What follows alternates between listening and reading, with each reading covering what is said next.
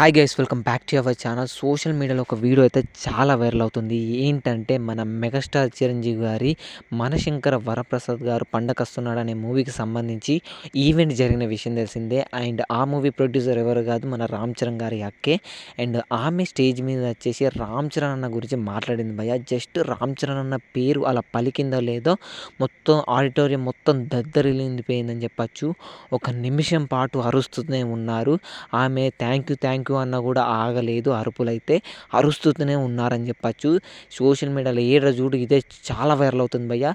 And అలా fans అరుస్తుంటే boss closeup అయితే చేశారని చెప్పచ్చు. చిరంజీవి గారి ఆనందం అసలు కట్టలు తెంచుకుందని చెప్పచ్చు. ఒక దిక్కు బాస్‌కు జెలస్‌గా ఉంది. అండ్ ఒక దిక్కు ప్రౌడ్‌గా ఉందని చెప్పచ్చు. అండ్ అది స్టేజ్ వచ్చేసి బాస్ కోసం ఏర్పాటు చేసింది. కానీ అక్కడ డామినేట్ చేసింది మన mega power star Ram Charan అని చెప్పాలి.